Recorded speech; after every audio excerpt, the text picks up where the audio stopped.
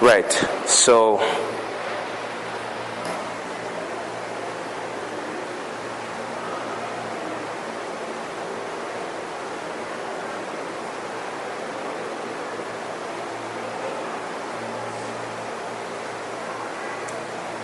let's start. I'll go through this first slides a bit quickly because you were supposed to have seen them last class. So most of you saw them last class. But the first thing we did last class was to define morphology. Yeah. Does anyone remember what is a good definition for morphology? Can you give me a good definition for morphology? What does it do? What is its concern? What's morphology all about? Morphology studies the way the words are formed. Yes. Morphology deals with the words and the way they are formed, the way parts of the words get together. This affirmation can lead us to a not very good conclusion that the object of morphology then is the word. Is it? What is the real object, the minimal unit of morphology? The morpheme. Now, what is the difference between a word and a morpheme? Well, the minimal unit of study in semantics, for example, in semantics we are concerned with the meaning. One of the most basic books on semantics is a dictionary, and in a dictionary you find words. Okay? Now, words for morphology, they are the final process. They are not the minimal unit. Okay? Morphology is interested in splitting these words to understand how parts of them get together to form such words, or even to create new words. Okay? So, morph, that is the basis of the word morpheme. If we do a morphological analysis of the word morphology, we have morph on the one side, which means form, logy, which is the science of. So morphology is the science of forms, of course, of forms concerning words, and the science that studies the internal structure of words and the rules by which words are formed. So we are not only interested in the forms, but in the way they get together. Okay? Now, the minimal unit for morphology is the morpheme. I showed you last class some words like likely, unlikely, developed, undeveloped, in which "un" is a prefix that means no. Okay? It means this prefix is very productive. What do I mean by productive? It can be attached to other words in the same way they are in unlikely or undeveloped, to give a kind of negative meaning, a meaning of opposition. For example, unbelievable is exactly the opposite of believable. Okay? Can you remember of other words, other pairs of words in which "un" plays the role of saying no?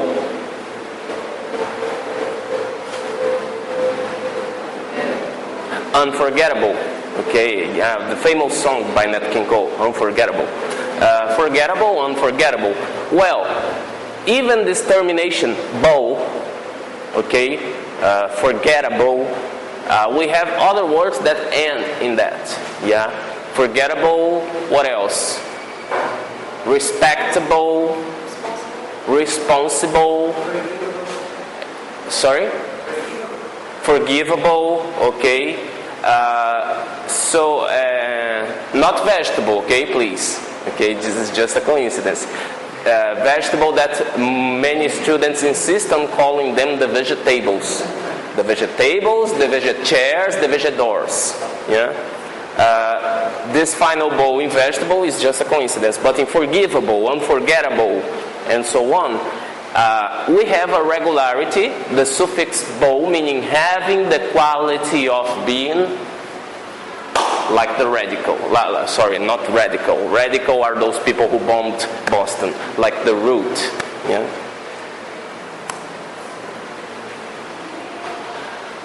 Li, for example, in likely, is an adverbial suffix. What does that mean? Take li out. What do we have? Like. Now, what's the word class of like? Adjective, verb, noun. What is like? It's a verb. Yeah, it can be a verb. Like can also be a comparative conjunction. Yeah, but let's assume it's a verb. Okay. Sometimes we have to have an agreement here. Okay, let's take this as a verb and work with it as a verb. In the exam, you can do the same. Just write a footnote. Teacher, I'm assuming like as a verb, not as a conjunction. Okay, and then I'll check your process of thinking. Well, like is a verb. When I put li, I have an adverb.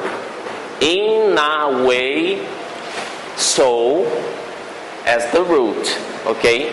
Likely, well, understand this in a lot of inverted commas. In a like way. Yeah.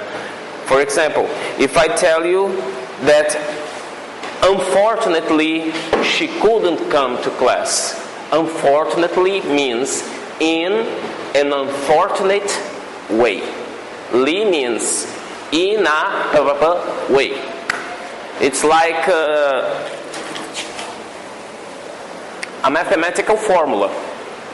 X li means in an X way. So it's an adverb of manner. Yeah, but we don't have to concern too much about this for this moment of the course. What I'm trying to show you is that in one word, like undeveloped, we have several morphemes. So we have to make a difference between word and morpheme. The morpheme is a more basic unit than the word to morphology. The final ed in developed is a suffix morpheme. Okay, take developed. The final ed. When you see a final ed, I know I have English teachers here. What do you suspect of when you see something like a verb, the verb to develop, followed by ed? It's a regular verb in the past. Is this the only possibility? Yeah? Developed. This machine has been developed. It can either be the simple past suffix or a past participle suffix. Okay? And when I treat this as simple past, I have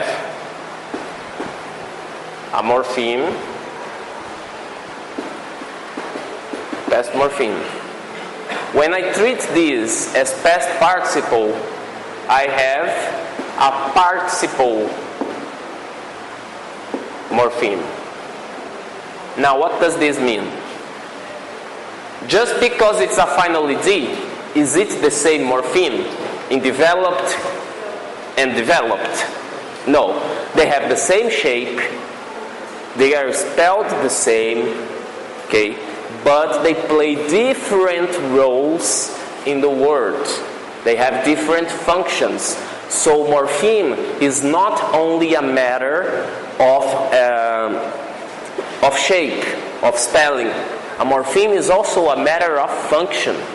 Okay? If I have the same spelling like in ing,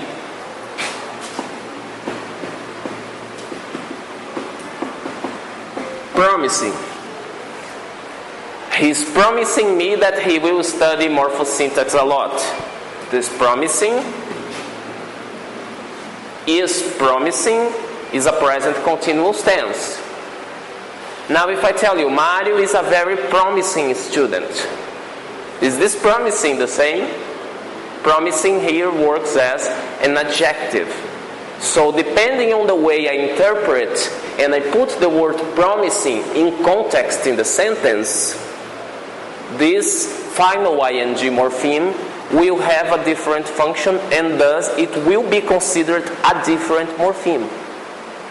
So it means that morphology, although many unadvised people may think, is not a subject that is not concerned with the context. On the contrary, okay, we most of the times we need the context to understand the word classes we are talking about. Some words in English, you can never tell if they are a verb or if they are an adjective unless you put them in a sentence. Okay?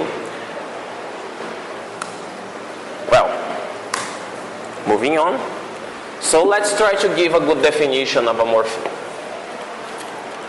What is a morpheme?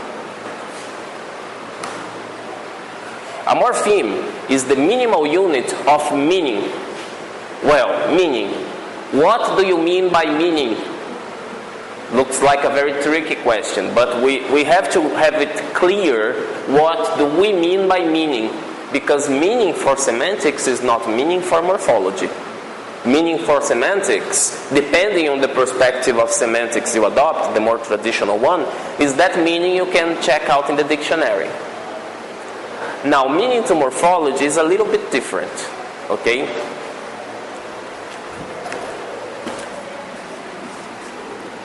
Oh, how nice!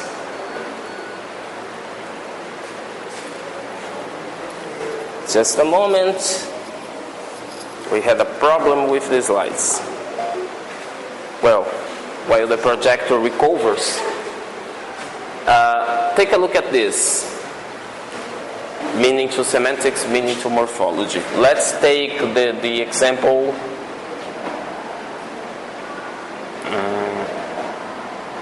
Disgusting.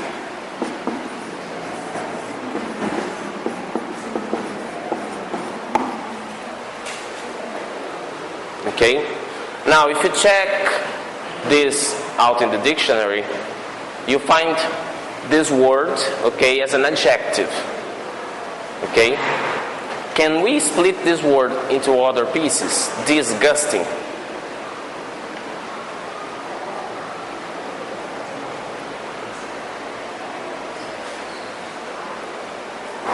How about this? Will you find it in the dictionary? Disgust. As a verb, probably. Now, will you find this in the dictionary? This. Will you find gusting in the dictionary? Oh, teacher, I'm gusting muito of your class. No, this is Tosca English, okay? This is the language of the John. Yeah. I convided the John to give a palestra for you in the final of the semester. Yeah, and he was very preoccupied because he said he didn't have the grain to come to the hour stage. But I said him can be in the Skype. Okay, so going back to standard English. Okay, you will find disgust. You will find disgusting, but you will not find this. You will not find gust, and you will not find ing.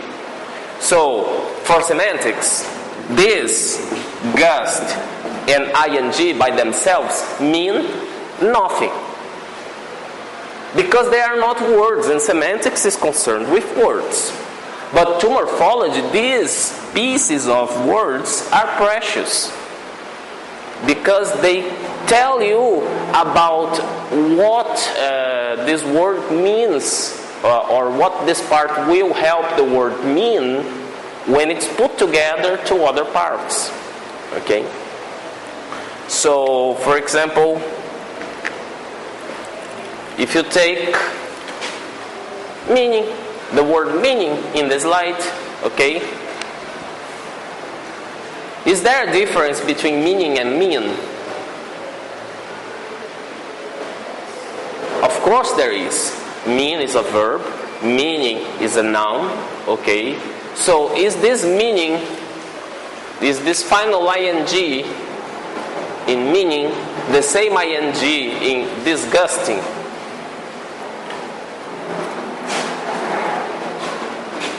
Like, I'll give you an example. Let's think of the sentence, Viviane's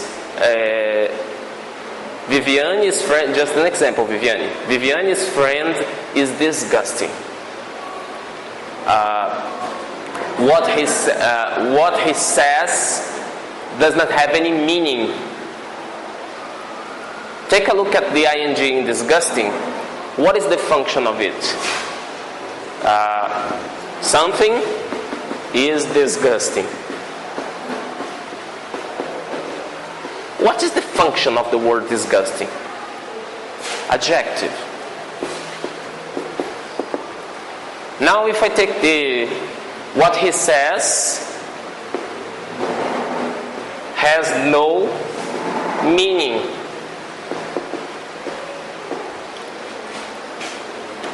Yes, noun. So take a look at the ing in disgusting and the ing in meaning. Is it the same morpheme or they are different morphemes? Different morphemes. This, in future classes, you see that this is a derivational morpheme. This is also a derivational morpheme. Why derivational? Because it gets a word class and derives it into another word class. Disgust, verb. Disgusting, adjective. But this is a derivational, adjective forming morpheme.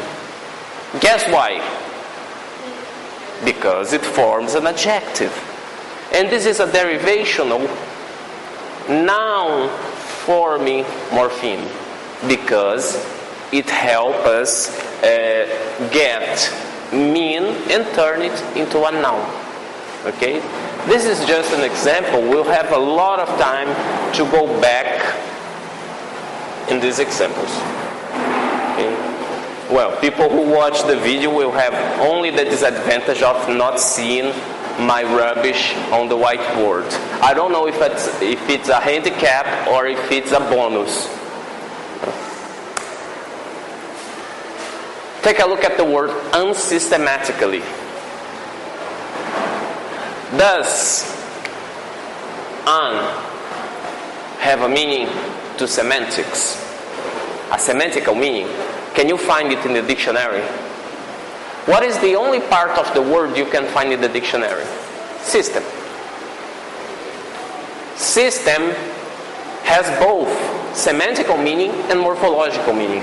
All the other parts here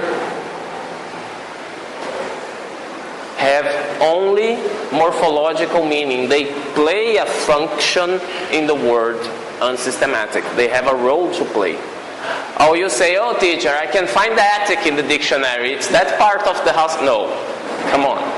Yeah, you see plenty of these coincidences and you have to use your judgment.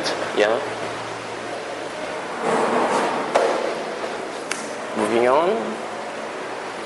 So morphemes are not words, and this must be clear from the very first day you start studying morphology. Okay? Although some words have only one morpheme, although some morphemes can stand alone as a word, but this is another topic to discuss. For example, we have words with one morpheme. Exactly what I was talking about seconds ago. Boy. Boy is a morpheme and is also a word. Okay? Desire, lady, water, crocodile. All of these are one morpheme words. Please don't make confusion between one morpheme words and one syllable words. It has nothing to do more. A morpheme is not a syllable. Okay? Crocodile crocodile, 4 syllables, but only one morpheme. Okay. We have 2 morpheme words, like boyish and desirable. You know what boyish means?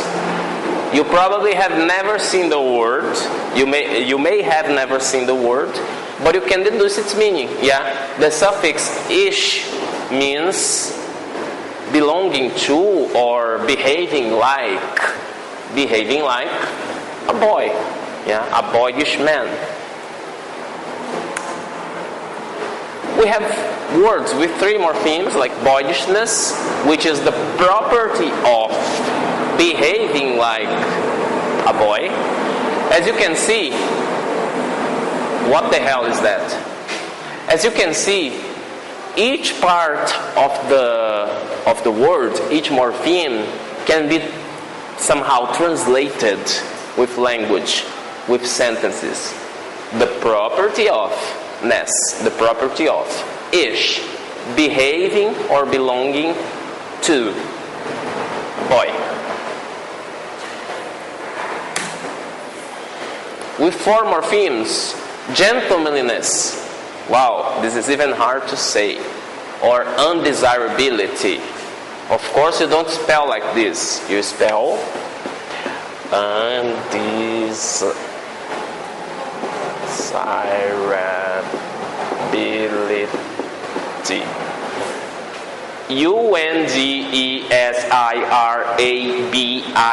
undesirability, undesirability. It's the junction of undesire, able, plus et, okay, which means not being desirable, okay, the property of not being desirable. You can stop and analyze the word, and you see that prefixes and suffixes will be a very nice clue to understand meanings of words you may have never come across, but you can deduce them without the excessive help of the dictionary. Now, to what extent does this class contribute to you as future teachers of the English language? This is a theoretical and philosophical question. Will you teach morphology the same way I'm doing here to students in Basic 1? Please don't do that. They run away from your class. But how can you use this knowledge to make things easier to students?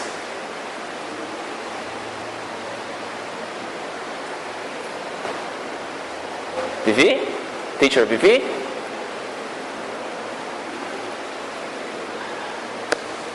For example, if your focus is not conversation, but if your focus is reading, are you crying? Don't cry. I know it's a hard topic, but don't cry, okay? I know that, for example, in some English courses, like those we call EFL, ESP, English for Specific Purposes, students are not focused on conversation. They want to read. How can these pieces of words help them out reading a text? If they know the meaning, the morphological meaning of these parts of the morpheme, they can have an idea what that word means. Yes. She said, I'll put in the record, she said that, yeah. Yes, when you know the morphological meaning of the parts, okay, you are able to transplant this knowledge to new words you come across, or even to create new words. Do you think rewritable is a very new word or a very old word? It is as new as the rewritable media. Rewritable, the word rewritable was invented when the idea of something rewritable was created. We didn't have to talk about the rewritable CD or DVD before it existed. So, this is a process of neologism, of word creation, okay? Like I told you in the last class, about the duck, yeah? O pato do presidente do Corinthians, do Vicente Mateus, que ele disse que o pato era muito versátil, que além de aquático também era gramático, né? Porque andava na água e na grama, né? Okay? So, when you make students conscious, they don't have to know that, for example, ly is an adverbial suffix. This complicated terminology is for us, students of the language, teachers of the language. But making them conscious that every time you have ly, you have the equivalent in our mother tongue, mente. They know exactly what they are reading, yeah? And it's not a crime to make comparisons between the Portuguese grammar and the English grammar. You see that the English grammar is full of Latin rules, just like Portuguese, okay? And it helps a lot when you're able to compare, to do proper comparisons. Well, finally, more than 4 morphemes. I will not run the risk of reading this. Ungentlemanliness or anti-disestablishmentarianism. Wow. Maybe a few will use this word in all the history of the English language, but it's possible. And it's possible because there is an internal regulation in language that allows this kind of construction. So a morpheme can have different phonetic forms in different environments. What do I mean by this? A morpheme, attention to this because this is a key concept in the morphology part of this course. A morpheme can have different phonetic forms in different environments. Okay, I know an means no. Right. So let's try to come up with words that start with an. Unpredictable, unbelievable, undesirable. Responsible, so the opposite of responsible is unresponsible. If an means no and Mario is very responsible, and Alessandro, let's imagine, of course he's not, but let's imagine he's just the opposite of Mario, so he is unresponsible. It's kind of strange, huh? He is irresponsible. So what's the meaning of ir? The same as an. No. Okay?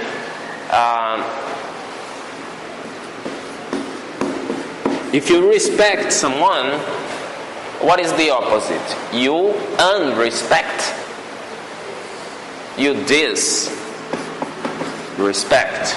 Now what's the meaning of this? No. Now, what does it tell me about an, ir, this, eu? They have different phonetic forms because they are inserted into different environments. What do I mean by environment? Different roots, different suffixes, okay? But they play the same function. If you analyze it with a lot of attention, you see that they mean exactly the same. They are the same morpheme. Now, let's go back to Susana's class. Have you had phonetica with Susana? Phonetica phonologia? Let's go back to Susana's class. When a phoneme is slightly different in sound, but it's the same phoneme in a different environment, what do you call it? Allophone. Let's do a morphological analysis of the word allophone, okay? Because then I want to introduce you a new word. Allo comes from Greek analogous, similar to. Phone, sound, similar sound. Now, Are we dealing with sound in morphology? We are dealing with the forms, with the morphemes. So I'll introduce you allomorphs. These are my students. These are allomorphs. Okay?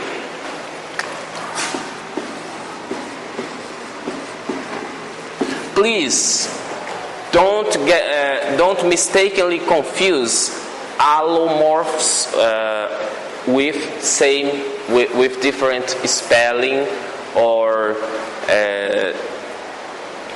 what is my point here? Allomorphs are not a matter of spelling. They are a matter of function. Okay?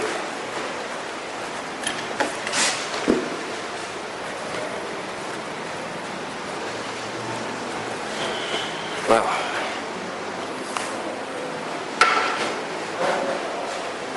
sorry. A unit of meaning can vary in sound without changing the meaning. Examples: roots, s. We really have to go back to phonetics and phonology. Roots with s. Bees, of course I'm exaggerating, and coaches. But just because I pronounce it differently, is it a different morpheme? No. It is certainly a different phonetical realization, a different phoneme in the transcription. But the form, the function, okay, is the same. What does this S mean in roots? What does this S mean in bees? I said this S, not this S. What does this ES mean in coaches? Plural. So I call S, Z, or us. Different phonetical realizations of the same morpheme, which I'll call the plural morpheme. Is it understood? Yes? Do you have any questions? Would you like to insert something, make any comment? You know how I am messed up with the clock, yeah? So when it's time, please, 5 minutes before, tell me. And then I stop because I have to do the chamade. Okay? I'll do the chamade this semester. Sure. Yes. But I think we learned that with singulars, the pronunciation, the correct pronunciation is with the... Like in bees, coaches. Well, I don't know. I don't know if it's a case of. Well, I pronounce coaches, but I don't know if there is a difference in accent. If my accent is, well, when I transcribe that, I went to the dictionary. I found that, but maybe. Remembering my dictionary is the Oxford, a British dictionary. I don't know. Maybe we're right, and yeah, I don't know. But anyway, this is not. Thank God, phonetics and phonology is over. Yeah, it's just an example for you to understand that differences in phonemes do not imply different morphemes. Well, going ahead. So we call these allomorphs. Let me just check if it's really recording. Yes, it is.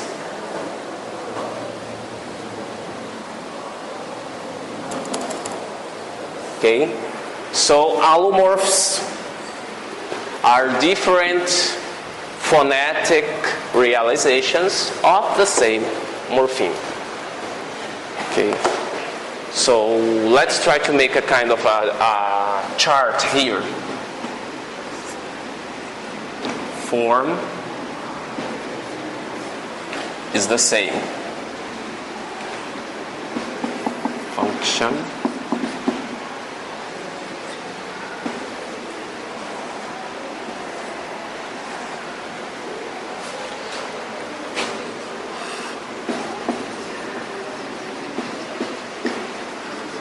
Okay, this is a very good hint for you to study for the exam. So, allomorphs.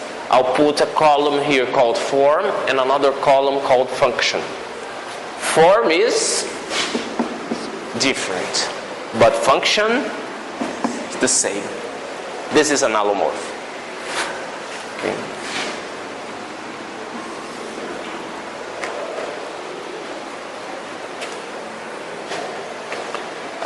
The negative prefix in, for example, has several allomorphs as we discussed. An, this, ir, eu, incapable, illogical, improbable, irreverent,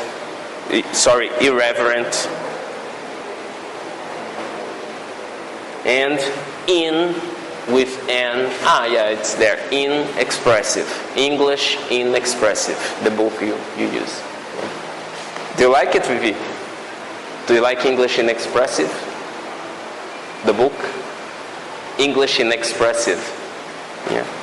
So, all of these are exactly the same morpheme. Why do I call it the same morpheme? Because the function in the rest of the word is the same. Just the form is different. So I say in and ill are allomorphs. And so are in and in, or ir and ill. They are all allomorphs respectively. Okay?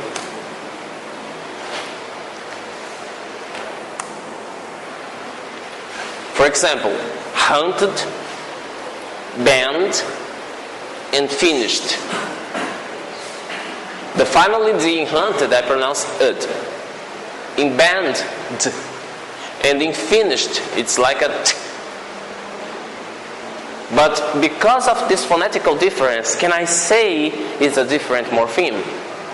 No. Of course, if I consider all of these three words as forms of the simple past of the verb. To hunt, to ban, to finish. Or if I consider the three of them forms of the past participle of to hunt, to ban, and to finish. But if I say, for example, this is simple past. This is simple past too. But finished, I took from the sentence, I have finished my homework. So this is past participle.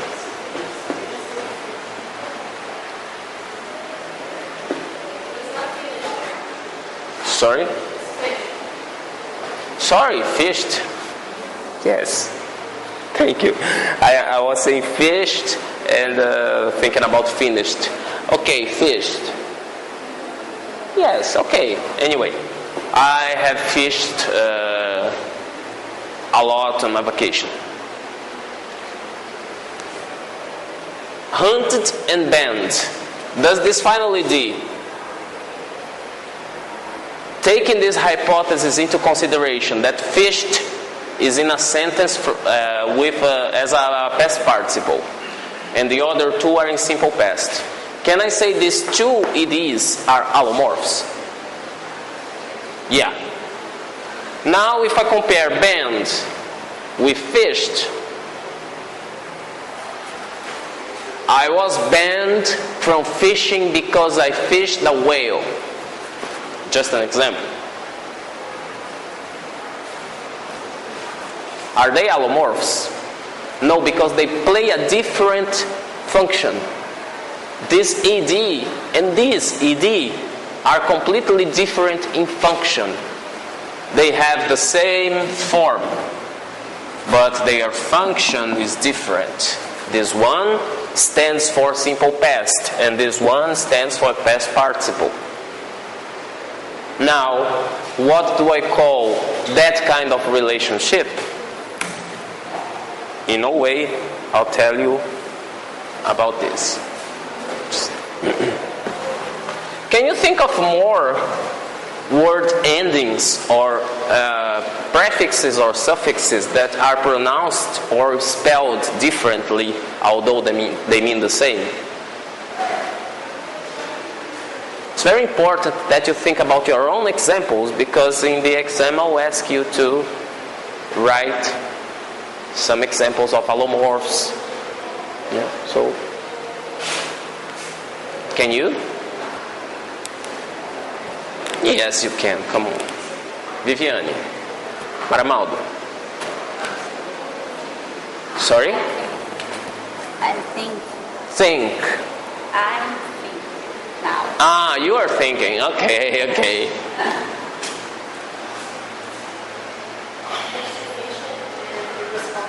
Insufficient, irresponsible. Okay. In and ir, both meaning not. Just with in and ir, we have the final ed, we have, for example, ing. How about words with ing?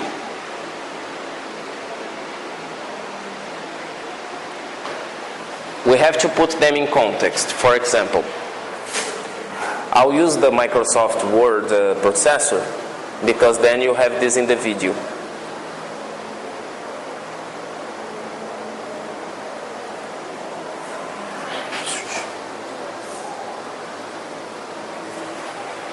I think I'd better use the word processor all the time, yeah, because then you have the examples in the video.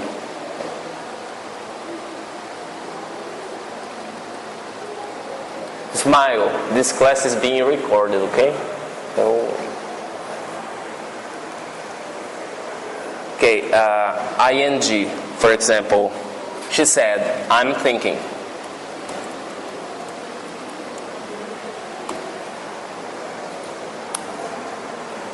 Okay, and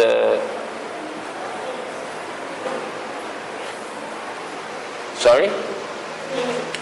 Thing, object, thing. Everything. Everything. Okay. Everything. Well, in this case, you have ing.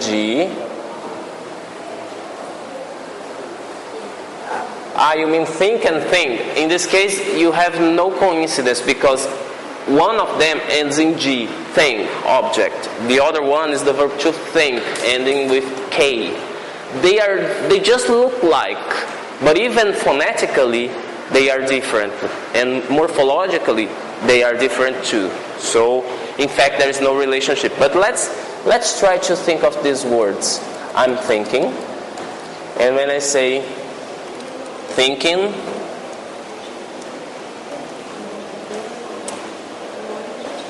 is one of our capabilities.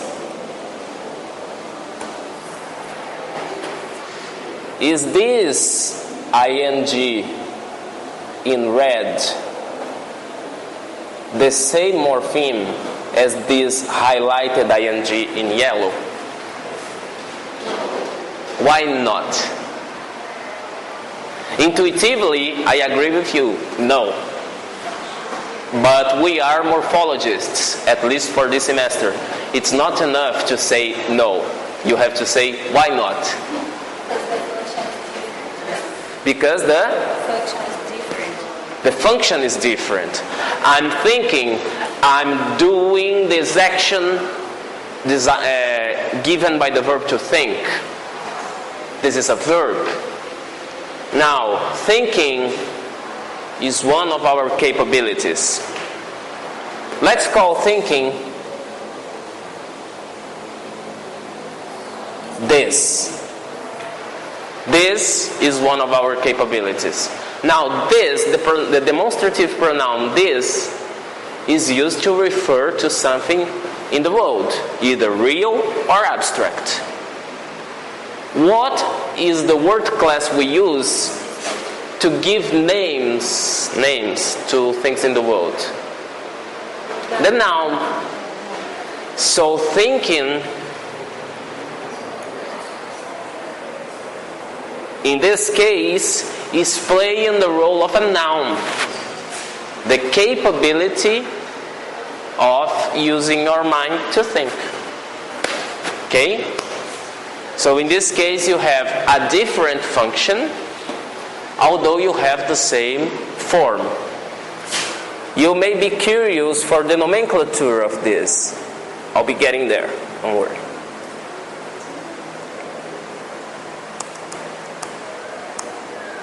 Moving on.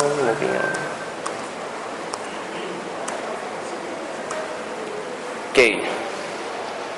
So let's first define allomorphs, and then we'll deal with this second case in which the function is different and the form is the same. The theory says, George Yu, in the Study of Language, 4th edition, he says, take the morpheme plural.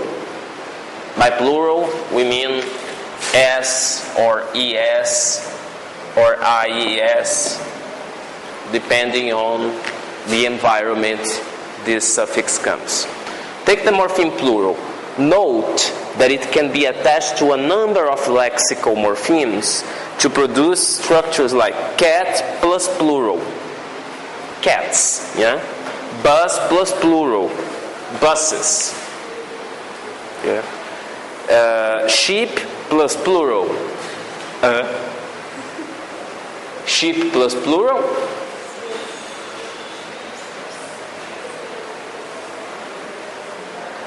Ariana plus Ariana.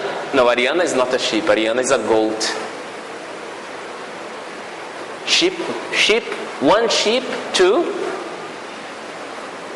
Vocês nunca contaram carneirinho para dormir em inglês? One sheep, two sheep, three sheep. Oh my God.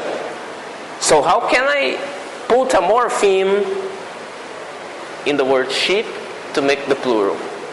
Well, normally we know it's the plural because we talk about one sheep, 10 sheep. But how can I describe it with the rigor of linguistics, with the accuracy of linguistics? Well, some morphologists decided to call it a zero plural morpheme, which means the plural is there, but it's not explicit. But it is a plural. There is a zero morpheme there. Okay? But this is not a consensual agreement in morphology. So I'm mentioning you one of the perspectives. There are others. Okay?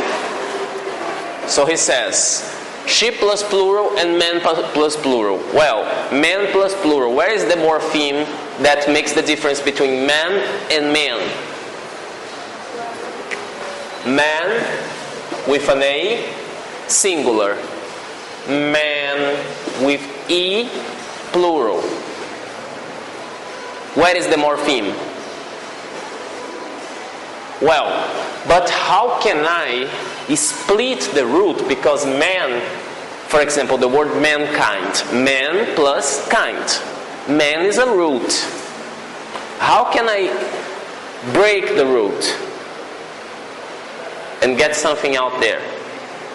You all know from plants that if you break the root, you kill the plant.